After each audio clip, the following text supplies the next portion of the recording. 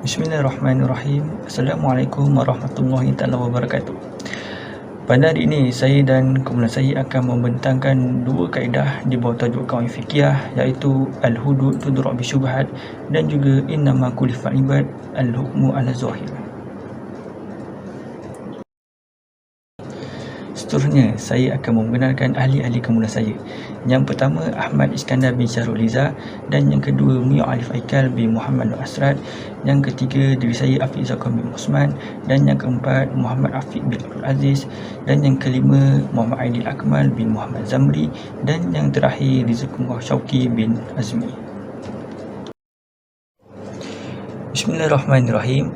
Pada hari ini, saya akan mulakan pembentangan kumpulan kami dengan bab pengenalan. Pertama sekali, al-qawaid ini adalah berasal daripada perkataan jamak, iaitu al-qaidah, dan al-fiqhiyah pula adalah berasal dari perkataan bahasa Arab, iaitu al-fiqh yang bermaksud faham.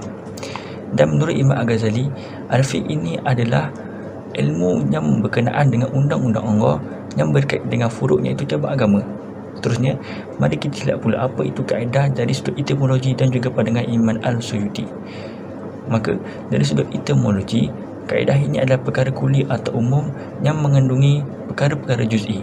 Dan jika kita lihat daripada pandangan Imam Al-Suyuti pula, Imam Al-Suyuti berpandangan bahawa kaedah ini adalah bermaksud perkara kuli yang merangkumi dan mengandungi bahagian-bahagian yang banyak, dan daripada bahagian-bahagian tersebut akan keluarnya hukum-hukum, iaitu hukum juz'iyah. Seperti mana kita tahu, kawaid fiqhiyah ini terdapatnya 5 kaedah asas dan juga kaedah kuliah. Apa itu 5 kaedah asas? 5 kaedah asasnya adalah seperti yang pertama, al-umur bil maqasidiha, dan yang kedua, al-yakin yazal bisyak. Dan apa pula kaedah kuliah? Kaedah kuliah ini adalah bermaksud kaedah yang terbit daripada hukum-hukum furuk, dan daripada kaedah kuliah ini pula akan terbitnya pecahan atau kaedah juz'iyah yang banyak sehingga melebihi 30 kaedah. Contohnya apa? Contohnya adalah seperti al-hudud tudra' bi syubhat dan juga innama kulifal ibad al-hukmu ala zahir.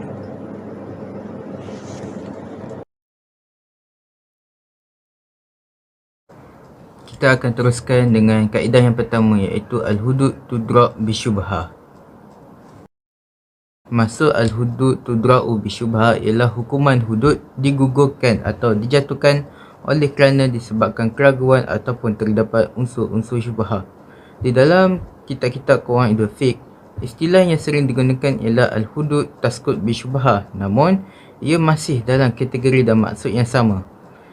Hudud yang dinyatakan dan ditafsirkan di dalam kaedah ini ialah segala hukuman yang mempunyai batas dan kadarnya serta yang telah ditetapkan oleh Allah Subhanahu Wa Taala. Mengikut kepada kaedah kuliah dan juz'iyah, akibat daripada keraguan ataupun unsur-unsur syubhah yang berlaku sebelum sesuatu hukuman itu dapat dilaksanakan adalah akibat daripada tidak ada penghujahan yang baik dan kukuh sebelum sesuatu hukuman itu dapat dilaksanakan.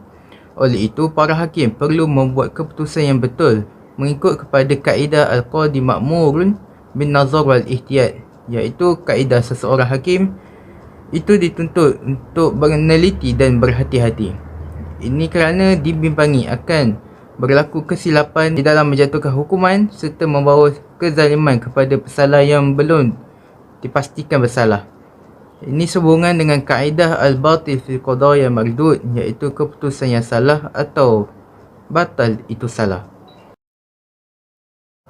Antara dalil-dalil yang terdapat di dalam kaedah al-hudud tudra' bi syubhah ialah yang pertama daripada hadis daripada At-Tirmizi di dalam kitab Al-Hudud bab ma ja'a fi darul hudud bilangan 1344, iaitu hadis daripada Sayyidatina Aisyah radhiyallahu anhu, sabda Rasulullah sallallahu alaihi wasallam, idra'ul hudud 'anil muslimina ma istata'tum, iaitu yang bermaksud hindarkanlah hukuman hudud daripada kaum muslimin semampu yang kamu dapat. Yang kedua daripada kitab Ibnu Majah dalam Ba' al-Hudud bilangan 2535, hadis daripada Abu Hurairah radhiyallahu anhu yang telah diriwayatkan oleh Ibnu Adi bahawa Rasulullah SAW bersabda, idfa'ul hudud ma wajadtum lahu madfa'a, yang bermaksud hindarkanlah hukuman hudud disebabkan kamu dapati keraguan.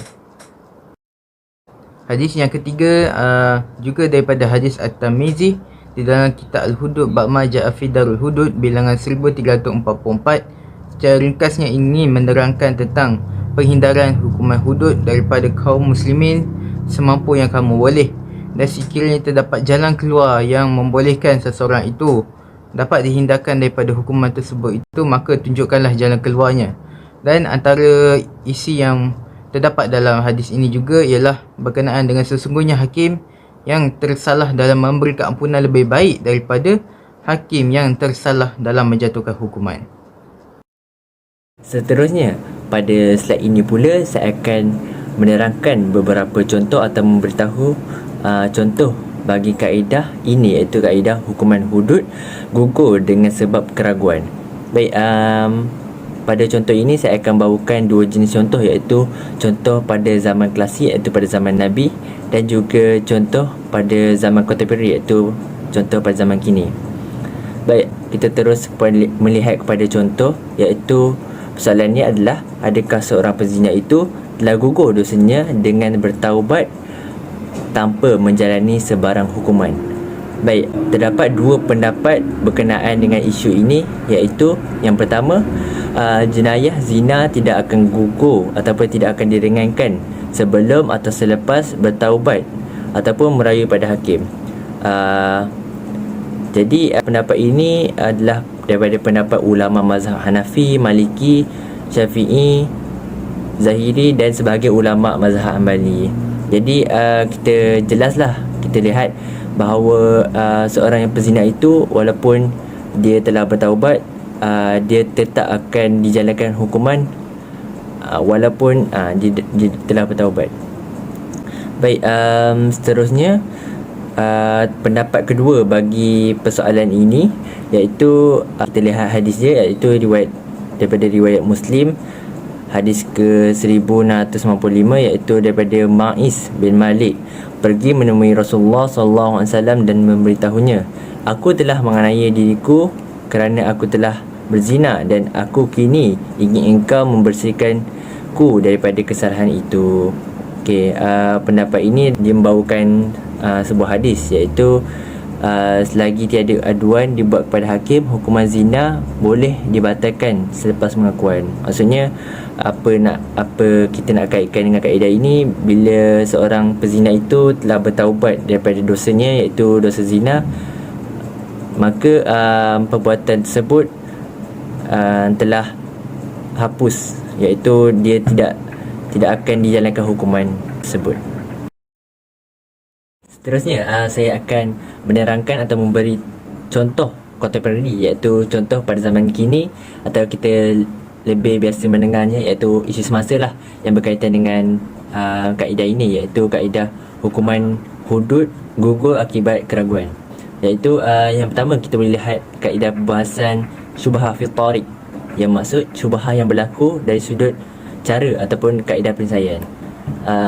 Isunya adalah perkahwinan ataupun nikah tanpa wali. Menurut Imam Abu Hanifah ataupun mazhab Hanafi, ia adalah sah, manakala menurut jumhur ulama ia adalah tidak sah. Jadi dalam isu ini ia terdapat perselisihan di antara mujtahid, iaitu Imam Abu Hanifah, dan juga pendapat fuqaha, iaitu daripada jumhur ulama. Jadi isu ini sangatlah berkait pada zaman kini, iaitu di Malaysia yang berkahwin di Thailand, di mana atau kita biasa dengar adalah kahwin lari. Jadi bila rakyat Malaysia yang berkahwin di sana, ia tidak perlu ada wali sebagai kewajipan dalam menjalani pernikahan tersebut. Jadi isu ini berbangkitlah kerana di Malaysia wali adalah wajib, sebab kita berpegang kepada mazhab Syafi'i, dan manakala di Thailand ia adalah tidak wajib wali itu. Jadi kerana terdapatnya perselisihan ataupun khilaf di antara mazhab, maka perkara ini adalah tidak haram. Seterusnya, selain pada isu tersebut, terdapat juga contoh kontemporari yang berlaku dalam kaedah ini, iaitu hukuman kepada peminum arak. Keraguan berlaku apabila seorang ini mulutnya berbau arak walhal dia telah diracuni. Seperti yang kita tahu, pada zaman kini racun seakan bau arak, maka seorang tersebut boleh tertuduh meminum arak kerana walaupun diracun. Selain daripada itu, huruf di Malaysia juga mempunyai sifat yang hampir sama dengan arak, iaitu air yang memabukkan seperti air tapai maupun air ketum. Okey, dalam isu ini kita tahu bahawa air ketum dan air tapai ini ia bersifat memabukkan. Ia menjadi syubhah lah, sama ada minum air ketum dan air tapai ini wajar dijalankan hukuman hudud, iaitu disebat 40 kali sebatan ataupun tidak. Kerana kita tahu bahawa air ketum juga orang minum air ketum adalah sebagai ubat. Rumusan ringkasnya, apabila sesuatu itu hendak dilaksanakan hukuman hudud, mestilah mempunyai kepastian sebelum meneruskannya. Ini kerana bagi mengelakkan daripada berlakunya penganiayaan ataupun penindasan daripada individu tersebut maupun daripada pihak ketiga dalam situasi tersebut. Seterusnya, kita akan teruskan kepada kaedah yang kedua, iaitu innama kulifa ibad al-hukmu ala zahir. Assalamualaikum warahmatullahi wabarakatuh. Hari ini saya akan menerangkan tentang slide ini yang bertajuk innama kulifa al-ibad al-hukmu ala zahir, yang bermaksud kita berhukum secara zahir. Pada slide ini saya akan menerangkan tentang pendapat-pendapat orang terdahulu tentang apakah itu berhukum secara zahir. Berdasarkan slide ini, menurut Imam Nawawi berkata, kaedah ini adalah kaedah yang masyhur dalam hukum fiqh, dan prinsip ialah hukum itu dilaksanakan secara zahir dan hanya Allah yang menjaga rahsia. Perbahasan kedua daripada Ibnu Taimiyah telah berkata bahawa iman yang terikat dalam dengan ketentuan dunia ini ialah iman yang zahir, dan ia adalah Islam, maka ia dinamakan demikian dalam ketentuan yang zahir. Seterusnya, menurut Ibnu Hajar, beliau telah berkata bahawa semua mereka sepakat bahawa hukum dunia ini berdasarkan perkara yang zahir dan hanya Allah yang menjaga rahsia. Dan akhir sekali, menurut baginda SAW telah berkata bahawa iman yang zahir didapati oleh pemerintah di dunia ini tidak memerlukan iman yang batil. Maka yang pemiliknya termasuk orang-orang yang berbahagia di akhirat. Okey, sekarang kita ke bahagian dalil-dalil. Daripada Sa'id Al-Khudri radhiyallahu anhu berkata bahawa Nabi Muhammad sallallahu alaihi wasallam bersabda, "Inni lam umar an akuba an qulubin nas wala ashaqqa butunahum." Yang bermaksud, sesungguhnya aku tidak diperintahkan untuk menyakiti hati manusia dan tidak pula untuk merobek perut mereka. Riwayat Imam Muslim ayat 1064. Menurut Syekh Abdul Fattah Abu Ghuddah menerusi kitab Al-Mawdu' Al-Sughra, bahawa ucapan itu disebut oleh Imam An-Nawawi ketika mensyarahkan hadis ini dalam Sahih Muslim. Tetapi terdapat orang yang salah dalam memahami kerana tergesa-gesa dalam memahaminya. Ini kerana Imam An-Nawawi melafazkan perkara ini selepas hadis Nabi SAW tanpa menyandarkan kepada baginda. Sedangkan tujuan Imam An-Nawawi adalah untuk mentafsirkan makna hadis itu. Walau bagaimanapun, ucapan tersebut dijadikan salah satu kaedah oleh para fuqaha atau ahli ilmu dalam menentukan sesuatu hukum. Okey, seterusnya terdapat beberapa buah hadis yang menunjukkan bahawa baginda Nabi Muhammad SAW menghukum perkara yang zahir sahaja. Antaranya, yang pertama daripada Ibnu Abbas radhiyallahu anhu bahawa Nabi Muhammad SAW bersabda, "Al-bayyinatu 'ala al-mud'i wal yaminu 'ala man ankar." Yang bermaksud, bukti bagi orang yang mendakwa dan sumpah bagi orang yang ingkar. Riwayat Al-Bahaki ayat 20990. Dan yang kedua daripada Usamah radhiyallahu anhu bahawa Nabi Muhammad SAW bersabda ketika beliau membunuh seseorang yang mengucapkan kalimah syahadah disebabkan ketakutan. Yang di dalam hadisnya, afala syaqaqta an qalbihi hatta ta'lama aqalaha al-amla. Yang maksud, adakah kamu telah merobek hatinya sehingga kamu tahu apa yang dikatakan ataupun tidak. Riwayat Muslim ayat 158. Berdasarkan kedua hadis di atas, jelaslah bahawa kita dituntut untuk mengeluarkan sesuatu hukum pada perkara yang zahir atau jelas sahaja. Ini kerana kita sebagai manusia biasa tidak mengetahui apa yang tersirat dan tersurat di dalam hati manusia lain, kerana kita semua di luar, kerana ini semua di luar kemampuan kita. Itu sahaja dari saya. Pada slide ini saya akan menceritakan tentang isu klasik yang boleh dikaitkan dengan berhukum secara zahir. Isu pertama ialah penuntutan wang daripada orang lain. Isu ini terjadi apabila seorang wanita telah menuntut wang daripada suaminya. Maka dengan itu, wanita itu telah membuat satu pengakuan hak yang palsu terhadap suaminya untuk mendapatkan harta tersebut. Oleh itu, para hakim telah memutuskan untuk melihat kepada perkara yang zahir pada wanita itu untuk bagi menyelesaikan isu ini. Maka terdapat dua syarat yang telah ditetapkan oleh Abu Hanifah terhadap hukuman tersebut. Syarat pertama ialah para hakim mestilah tidak mengetahui tentang perbohongan itu, dan syarat kedua ialah halangan akad terlepas jika wanita itu berada di dalam akad perkahwinan lelaki tersebut.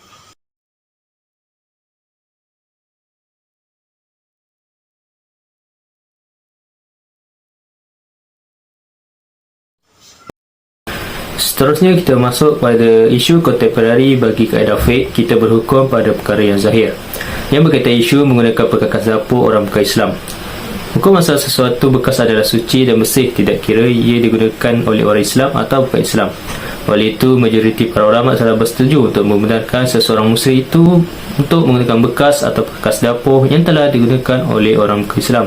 Sebaliknya, hukum tersebut boleh berubah menjadi makruh sekiranya seseorang muslim itu yakin bahawa bekas atau perkakas dapur itu telah digunakan untuk memasak atau menyimpan benda yang haram seperti daging babi dan arak. Bekas atau perkakas dapur tersebut mestilah dibersihkan terlebih dahulu. Perkara ini berdasarkan hadis Rasulullah SAW yang diriwayatkan oleh Abu Ta'labah yang bertanya kepada baginda yang bermaksud, sesungguhnya kami berjiran dengan ahli kitab. Mereka biasa memasak daging khinzir di dalam periuk-periuk mereka dan biasa meminum khamar di dalam bekas-bekas mereka. Rasulullah SAW menjawab, jika kalian menggunakan perkakas-perkakas yang lain, maka makan dan minumlah di dalamnya. Jika kalian tidak dapat selainnya, maka cucilah ia dengan air, kemudian makan dan minumlah. Selain itu, cara membersihkan bekas atau perkakas dapur tersebut perlu mengikut tingkat najis tersebut, sama ada najis mutawasitah atau muhallazah. Jika najis mutawasitah seperti contoh cawan yang digunakan untuk meminum arak, cawan tersebut perlu dibersihkan menggunakan air yang bersih sehingga hilang kesan arak tersebut. Manakala bagi kesan najis muhallazah, kita berpandukan pada mazhab Syafi'i. Bekas atau perkakas dapur yang digunakan untuk memasak atau menyimpan daging babi, bekas tersebut perlu dibasuh sebanyak 7 kali dan salah satunya menggunakan air yang mengandungi tanah. Akhir sekali, kesimpulan bagi isu ini adalah seperti sabda Nabi Muhammad SAW, jika kamu mempunyai periuk dan bekas lain, maka makanlah dan minumlah di dalam bekas itu. Ia bermaksud kita perlu menghindari daripada perkara-perkara yang haram sekiranya dapat dilihat secara zahir, namun jika terdesak maka makruh hukumnya untuk menggunakan bekas yang digunakan untuk menyimpan perkara yang haram setelah dibasuh. Kesimpulan umum pada pembentakan kami pada hari ini adalah kawan fiqhiyah dapat memudahkan fuqaha dan juga mufti dalam menentukan hukum dan juga menyelesaikan cabang fiqh. Selain itu, kawan fiqhiyah juga membentuk kemampuan berijtihad mengenai sesuatu hukum. Dan kesimpulan bagi kaedah kami pada hari ini adalah yang pertama, jika terdapat keraguan pada hukum wuduk tersebut, maka hukum wuduk tersebut tidak akan dilakukan hari ini kerana adalah untuk mengelakkan berlakunya kezaliman atau mengelakkan berlakunya penganiayaan terhadap seseorang individu. Selain itu, pada kaedah ini juga membincangkan tentang pada setengah situasi, jika kita dibolehkan atau dibenarkan untuk melihat dan juga menilai pada zahir saja dan bukan pada niat. hal ini kerana pada situasi tersebut niat pada hati hanya Allah saja yang mengetahuinya dan hanya Allah yang menjaganya. Sekian saja daripada kami. Terima kasih kerana mendengar. Assalamualaikum warahmatullahi wabarakatuh.